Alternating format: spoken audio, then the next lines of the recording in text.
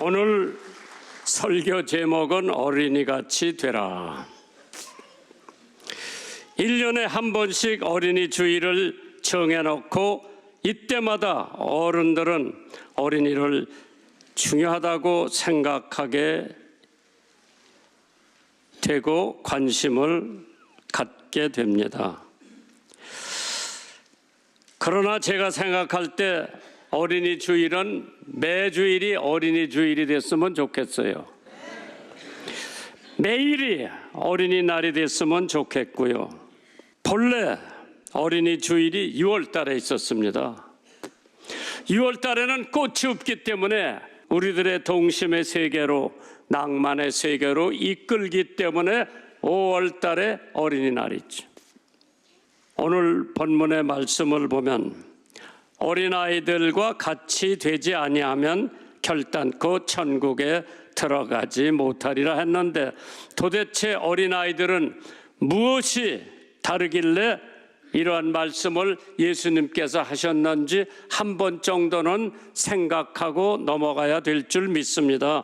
어린아이들은 천진난만하죠. 배고프면 밥 달라고 울고, 기저귀에 오줌 똥 쌌으면 갈아달라고 울고, 엄마가 어디 나갈 때 엄마 가지 말라고 울고, 있는 그대로 천진난만한 것이 어린아이들이죠.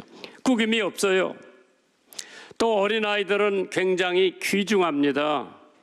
예수님은 어린아이들을 귀중히 여기신 것이 마가복음 10장 16절에 그 어린아이들을 안고 저의 위에 안수하시고 축복하셨다고 그랬죠. 아이를 안았다고 하는 것은 무슨 뜻을 가리키고 있느냐? 보호를 해준다고 하는 거죠. 어린아이를 안고 있다. 그 어린아이를 예수님이 보호해 주셨다고 하는 의미죠. 그렇기 때문에 어머니는 어머니대로 아이들을 보호해야 되고, 선생님은 선생님대로, 아버지는 아버지대로, 교회는 교회대로 그 어린아이들을 보호해 줘야 할 의무가 있는 줄 믿으시기 바랍니다. 우리들은 주일학교 학생을 안아본 적이 있나? 우리들은 고아를 안아본 적이 있나? 나는 장애우를 안아본 적이 있나? 우리들은 사회에 버림받은 아이들을 안아본 적이 있나? 한번 스스로 질문을 해보시길 바랍니다. 마가복음 10장 15절에 내가 진실로 너에게 이르노니 누구든지 하나님의 나라를 이 어린아이와 같이 받들지 않는 자는 결단코 들어가지 못하리라.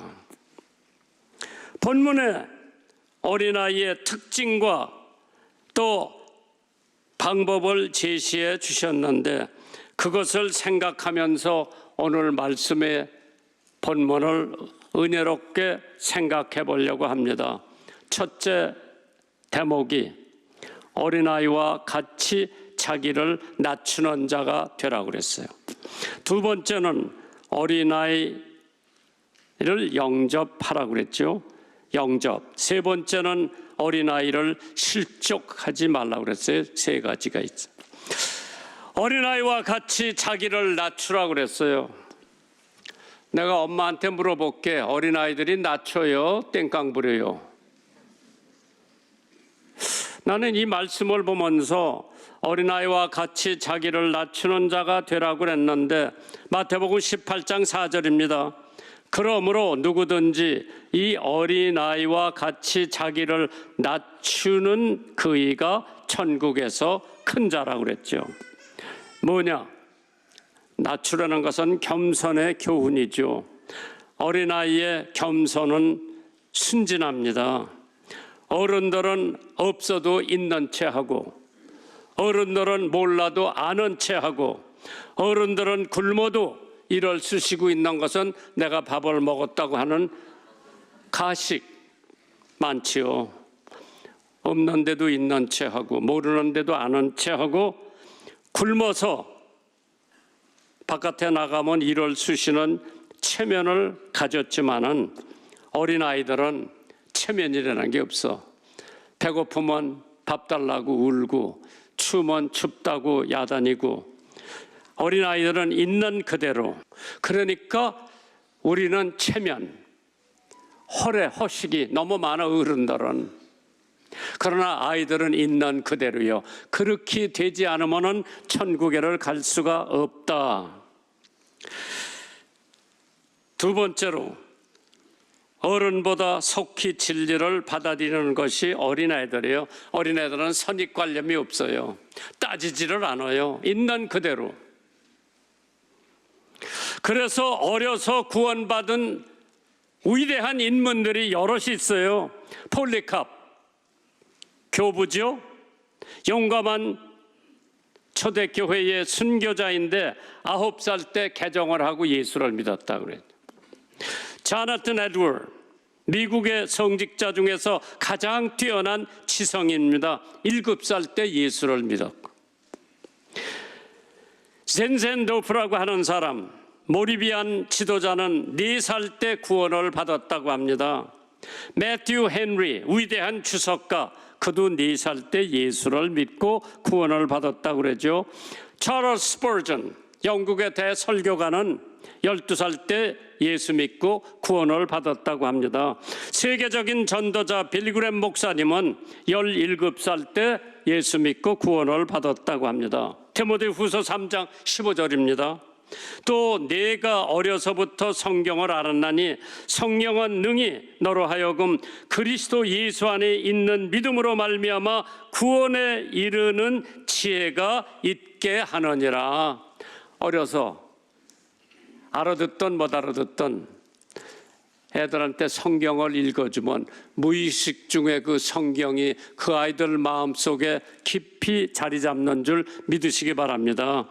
어려서 부모들은 꼭 1등 해라, 꼭 성공해라, 꼭 공부 잘해라, 그런 소리 많이 했을 거예요. 물론 1등 하면 좋지요. 우등하면 좋지요. 그러나 나폴레옹이 자기 반에서 몇 등 했는지 아십니까? 나폴레옹은 자기 반에서 42등을 했대요. 그러면은 42등 했는데도 천하를 호령한 나폴레옹이 자기보다 더 공부 잘하고 선생님 말 잘 듣고 좋은 학교 간 사람들이 41명이 있을 텐데 그 41명 어떻게 됐다는 얘기 들어봤어요? 못 들어봤어. 42명째 되던 나폴레옹이 불란서를 세계의 가장 위대한 나라로 세워놨죠. 서 아이색 뉴턴이라고 하는 사람은 반에서 꼴에 비해서 둘째를 했대요. 그런데도 그는 기하 과목에서는 낙제를 했지만은 뉴턴은 위대한 사람이죠. 미국의 시인이며 정치가였던 제임스 로월은 하버드 대학에서 정학을 당했지만은 큰일을 했습니다. 발명가 제임스 와트, 학교에서 조롱의 대상이었지만은 그는 가장 위대한 발명을 했습니다. 사실 나이지리아의 노예 시장에서 한 소년이 담뱃잎 한 푸대와 교환이 됐어요. 그런데 그 타고 있던 배에 군목이 있었대요. 그 군목이 그 아이 눈초리가 청명하게 보여 소년의 장래성을 보고 자기 양자로 삼았어요. 그래가지고 교육과 철저한 신앙 훈련을 시켰습니다. 30년 후에 어느 날 나이지리아 교회 최초의 감독으로 취임 예배를 드리게 되었답니다. 그는 감독이 돼서 세계적인 성사학자며 민족의 지도자 사무엘 크로스웨더라고 하는 사람. 그런데 이 사람은 바로 30년 전 노예에서 군목에게 양자로 성책을 받았던 손이었습니다. 하나님께서 사람이 사람을 만나면 역사가 일어나고 하나님을 만나면 기적이 일어난다고 했는데 마태복음 18장 2절입니다. 예수께서 한 어린아이를 불러 저의 가운데 세우시고 가라사대 진실로 너에게 이르노니 너희가 돌이켜 어린 아이들과 같이 되지 아니하면 결단코 천국에 들어갈 수가 없다. 그러니까 우리가 천당 가서 깜짝 놀라는 사건이 여러 가지가 있다고 그랬죠. 저 사람은 꼭 천당에 왔어야 되는데 안 왔네. 가보니까 아유, 저런 사람은 천당에 못 갈 줄 알았는데 천당에 와서 놀랬고, 오늘 여러분과 제가 한번 우리 스스로를 돌이켜 봤을 때에 과연 나가 어린아이와 같이 순수하고 겸손한 자가 되었나? 그래야 천국을 갈 수 있다. 두 번째 대목입니다. 어린아이를 영접하라고 했어요. 마태복음 18장 5절입니다. 또 누구든지 내 이름으로 이런 어린아이 하나를 영접하면 곧 나를 영접하는 거라. 어린아이를 영접하는 사람은 예수를 영접하는 사람이요, 하나님을 영접하는 사람이요, 성령을 영접하는 사람이라. 어린아이들은 그대로 받아들이라는 뜻이죠.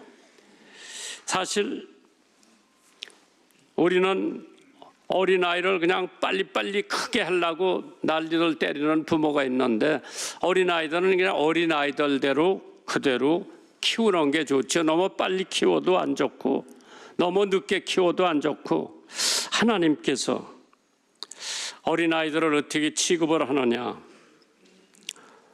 어떤 미국 성도 한 분이 자기 교회를 걸어가는데 소년 4사람이 길에서 놀고 있어서 그 아이들 4살 데리고 주일학교 가서 자기가 가르치기 시작을 했어. 몇 년 후에 그 선생님의 생일 축하 편지가 왔는데, 한 통은 중국에 가 있는 선교사, 일하고 있는 제자가 보낸 것이고, 다른 한 통은 연방정부의 은행 총재로부터 왔고, 세 번째 편지는 그 당시에 대통령의 비서실장으로부터 받았고, 마지막 것은 4번째 소년 중에 하나로 가르치던 31대 대통령 허버트 후보가 직접 보낸 친서의 생활 축하 편지였답니다. 그 미국 사람이 자기 교회 가는 도중에 어린아이들 4시 놀고 있었는데, 그 아이들을 데리고 주일학교 가서 자기가 선생을 맡아서 그 아이들을 가르쳐서 몇십 년 후에 그 주일학교 선생님 생일 때 편지가 왔는데, 다 큰 사람들이 되고 중요한 인물이 되었는데, 그때 만약 그 사람 관심 없이 그냥 지나갔다면은 그 아이들은 예수를 모르고 살아왔을 거예요. 어린아이가 작다고 함부로 대하고 무시하면 안 된다고 하는 거지요. 어린아이는 차세대의 교회를 지킬 교사, 집사, 권사, 장로, 목사, 선교사, 정치가, 지도자가 될 귀한 일꾼들입니다. 어린이를 위하여 기도하며 축복해 주라고 해서 차세대를 위해서. 예수님도 어린아이들을 환영하고 영접을 했습니다. 마태복음 19장 13절이죠. 때에 사람들이 예수의 안수하고 기도하심을 바라고 어린아이들을 데리고 오매 제자들이 꾸짖거늘 예수께서 가라사대 어린아이들을 용납하고 내게 오는 것을 금하지 말라. 천국이 이런 자의 것이니라 하시고 저의 위에 안수하시고 거기서 떠나셨다고 그랬죠. 참 예수님 하시는 행동 한 가지만 봐도 버릴 게 아무것도 없어. 벤자민 웨스라고 하는 사람이 역사화를 그린 신고 전주 계열의 화가, 미국의 벤자민 웨스트. 이 아이가 어린아이 때 자기 누이 동생 초상화를 그린다고 물감을 그냥 이리저리 해가지고 엄마가 시장 같은 틈에 그린다고 그냥 집을 엉망으로 만들어놨어. 엄마가 시장 갔다 와서 그 집이 물감으로 엉망이 된 걸 보고 야단을 칠 줄 알았는데 벤지먼한테 야, 네가 이 그림 진짜 네 누이 동생 같이 똑같이 그렸다. 참 장하다. 그 말을 듣고 그 사람은 용기를 잃고 위대한 예술가가 됐다고 그러죠. 벤지먼은 내가 세계적인 화가가 될 수 있었던 것은 그때 부모님의 격려와 입맞춤 때문이었다고 고백을 합니다. 애들이 조금 잘못했다고 막 남을 하지 말고 남을 하더라도 사랑으로 남을 하고 반드시 사랑으로 껴안아줘야 되는데 에베소서 6장 4절이죠. 또 아비들아 너의 자녀를 노엽게 하지 말고 오직 주의 교양과 훈계로 양육하라고 했습니다. 세 번째 대목이 때문에는요, 어린아이를 실족시키지 말라고 그랬어요. 마태복음 18장 6절입니다. 누구든지 나를 믿는 이 소자 중 하나를 실족케 하면 차라리 연자 맷돌을 그 목에 달리우고 깊은 바다에 빠뜨리우는 것이 낫다고 했습니다. 하나님의 말씀이 무서운 말씀이죠. 내가 어린아이 하나를 실족시켰다고 연자 맷돌을 메고 바다에 빠지라고 하는 것은 참 과격한 말씀이지만은 여기 실족이라는 뜻이 영어로 stumble, 그렇지 않으면 sin, 죄라고 하는 것으로 낱말로 번역이 되어 있습니다. 우리나라 말로는 실족이라고 번역이 되어 있죠. 그래서 이게 만약 실족시키는 것이 죄라고 할 것 같으면은 그 도대체 죄가 뭔가 한 번 정도 짚고 넘어가야 되지 않겠어요? 사람들은 죄를 우연의 사고라고 합니다. 하나님은 죄를 증오라고 합니다. 사람들은 죄를 커다란 실수라고 합니다. 하나님은 죄를 무지라고 말씀하십니다. 사람들은 죄를 결함이라고 합니다. 하나님은 죄를 병이라고 합니다. 사람들이 죄를 황홀한 것이라고 합니다. 하나님은 죄를 불행이라고 하십니다. 사람들은 죄를 사치라고 합니다. 하나님은 죄를 부패라고 합니다. 사람들은 죄를 자유라고 합니다. 하나님은 죄를 무법이라고 합니다. 사람들은 죄를 하찮은 것이라고 합니다. 하나님은 죄를 비극이라고 합니다. 사람들은 죄를 우유부단이라고 합니다. 하나님은 죄를 왜고비지라고 합니다. 요한계시록 18장 5절에 그 죄는 하늘에 사무쳤으며 하나님은 그의 불의한 일을 기억하신다고 그랬어요. 우리의 죄가 하늘에 사무친다.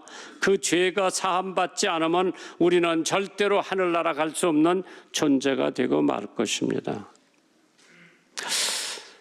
어떤 아들이 어려서부터 말하기 시작할 때 아빠, 나 아빠의 회사에 한번 가보고 싶어. 야, 6살 때까지만 기다려라. 6살이 되는 날 내가 너를 데리고 회사에 가겠다. 4살 때도 안 들어가고 5살 때도 안 들어가고 6살이 되니까 이 아이는 보통 깨어 일어나는 아이인데 그날은 자기 혼자 벌써 깨가지고 일어나서 세수 다 하고 옷 다 입고 신발 다 신고 기다리고 있어요. 엄마가 너 어디 가려고 이렇게 벌써 기다리냐? 내 6살 되면 아빠 회사 데리고 간다고 그래서 지금 기다리고 있는 거라. 어린이들한테는 속일 수가 없어요. 약속해도 지켜야 돼요. 아버지가 그 얘기를 듣고 그래 가방을 들고 자동차를 타고 6살 먹은 아들을 데리고 출근을 합니다. 그 아버지가 그 회사의 사장이요. 그러니까 뭐 직원들이 다 사장 아들 왔다고 뭐 캔디도 주고 뭐 굉장히 잘해줬어요. 근데 그 아이 6살 먹은 애는 거기에 관심이 없어. 뭐에 관심이 있는 거니? 아버지가 점심 때 어디서 점심을 드시나? 그게 관심이야. 점심 때가 되니까 아버지가 아들을 데리고 늘 가던 식당에 갑니다. 주문을 합니다. 아버지가 주문 다 하고 그 아들이 웨이트러스가 와서 꼬마 사장님은 뭘 드시겠어요? 나는 우리 아빠 먹는 거 똑같이 주세요. 그 다음에 음료수를 주문하잖아요. 사장님, 오늘 음료수를 뭘 드릴까요? 항상 드시는 걸 드릴까요? 그러니까 아니요, 오늘은 우유를 주세요. 꼬마 사장님은 오늘 음료수를 뭘 마시겠어요? 우리 아버지 마시는 거 주세요. 보통 아버지는 맥주 한 잔을 마시면서 점심을 먹는데 그날 만약 자기가 맥주를 달라고 했으면 아들 6살 먹은 애도 맥주를 달라고 그랬을 거예요. 애들은 어른들 하는 대로 따라가요. 잘 키우세요. 어린이 주일이에요. 하나님께서 신명기 4장 40절에 오늘 내가 내게 명하는 여호와의 규례와 명령을 지키라. 너와 내 후손이 복을 받아 네 하나님 여호와께서 네게 주시는 땅에서 한없이 오래오래 살리라. 자녀를 성경적으로 키우는 10가지 계명이 있다고 합니다. 첫째, 긍정적인 말로 격려하고 용기를 심어주라. 두 번째, 부모의 목표를 강요하지 말고 자녀의 꿈을 존중하라고 그랬어요. 어떤 집에 가보니까 그 딸을 그냥 피아노 시키려고 그렇게 하는데 얘는 피아노에 취미가 없어. 매를 맞아가면서 피아노 선생한테 가서 배우는 데는 죽어도 피아노 안 친다고 그러는데 강요하지 말라고 그러죠. 세 번째, 그리스도를 닮은 생활의 본을 자녀에게 보여줘라. 네 번째, 자녀들을 무시하지 말고 인격적으로 대하라고 그랬죠. 다섯 번째, 일시적인 감정으로 자녀에게 매를 들지 말라고 그랬죠. 다섯 번째, 자녀에게 심한 정신적인 스트레스를 주지 말라고 그랬어요. 일곱 번째로, 자녀의 요구를 무작정 거부하지 말고 선별하여 판단하라고 그랬어요. 여덟 번째, 큰 실수를 했을 때는 비록 자녀 앞이라도 사과하세요. 아홉 번째, 자녀들의 마음의 상처나 자존심을 건드리는 언행은 삼가세요. 열 번째, 자녀들의 문제와 고민을 귀 기울여 들어주시는 친구가 되세요. 이걸 내가 애들 키울 때 누가 나한테 가르쳐 줬으면 그렇게 가르쳐 줬을 텐데 나한테 이거 가르쳐 주는 사람이 없어. 지금은 내가 여러분들한테 가르쳐 주니까 자녀들 잘 키우세요. 잠언 22장 6절입니다. 이 성경 구절 잊지 마세요. 마땅히 행할 길을 아이들에게 가르치라. 그리하면 늙어도 그것을 떠나지 아니하리라. 4살 먹은 버릇이 80까지 간대죠. 하나님께서 여러분의 가정에 자녀를 준 것은 여러분의 자녀가 아니라 하나님이 위탁해서 키우라고 주신 거죠. 자녀의 소유권은 하나님이 가지고 있어요. 아무리 튼튼한 다리라고 하더라도 한쪽 발만으로 온전히 걸을 수 없듯이 성품과 신앙이 없는 실력과 성공이란 하나님께 영광 될 수가 없습니다. 진정한 행복을 줄 수도 없습니다. 실력과 신앙이 균형 잡힌 자녀로 기도하며 지혜롭게 양육하는 참된 부모가 되시기를 주님의 이름으로 축원합니다. 어린이 주일, 어린이들 사랑하고 어린이들 보호하고 어려운 어린아이들을 안아주시고 챙겨주시고 덮어주시기를 주님의 이름으로 축원합니다.